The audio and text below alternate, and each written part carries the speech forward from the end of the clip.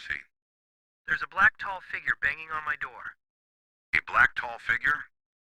Yes, and it's going to break in my home. Hurry. Oh no! Sir, what happened? It broke in through the window.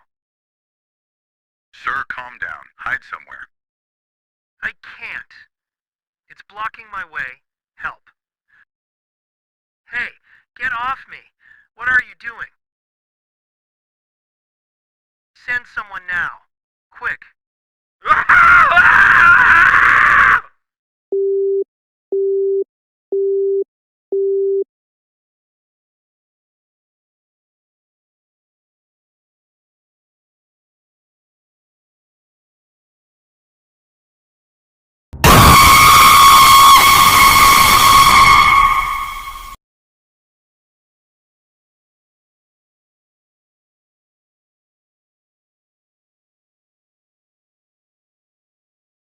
That night changed everything. Sometime after midnight, the house was silent except for the low hum of electricity and the distant echo of the emergency action notification breaking through every device in the home. The alert spoke of unknown entities roaming the country. The tone was urgent, unnatural, not a test. Our 6-year-old was awakened by the sound, frightened and confused, but we were still asleep when it first played. We didn't understand the warning yet. None of us did. Then came the noise. A sudden violent bang at the front door jolted us awake. Another ooder followed, louder, closer, until the door finally gave way. Heavy footsteps moved through the house with purpose, not rushed, not hesitant. Whatever had entered knew exactly where it was going, straight to our son's room. By the time we realized what was happening, panic had already taken over. We ran down the hallway, calling his name, our hearts pounding louder than the alarms that still echoed faintly from the television. The door to his room had been forced open. We didn't think, we just acted. In the chaos that followed, there was shouting, fear and movement, too fast to fully process in the moment. What mattered was that we reached our son before it was too late. When the threat was finally gone, the house fell into an unbearable silence.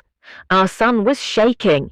We held him tightly, telling him he was safe now, even though none of us truly felt safe yet. That night, he slept with us. Every door and window was locked. No one slept deeply, but eventually exhaustion took over. Morning came quietly. At exactly 7 a.m., another message interrupted the airwaves, an emergency action termination. The alert said the event was over. The threat had ended. Life could return to normal. The words felt hollow. Later that morning, our son showed us a drawing he had made earlier, before he came to our room. It showed a dark, towering figure with an arrow pointing to it. Next to the arrow was a single word, written in uneven letters. Him. Scattered across the page were other words, misspelled and rushed. Mommy, Daddy, help, he want to kill me. He didn't say much when he handed it to us. He just watched our faces, as if checking whether it was finally okay to stop being afraid. About 12 hours after the event began, he grew unusually tired. We let him rest on the couch, watching over him the entire time. He slept for an hour, breathing slow and steady, like nothing had ever happened. Since then, life has gone on. The world outside looks normal again. The alert stopped, the news moved on, but we didn't.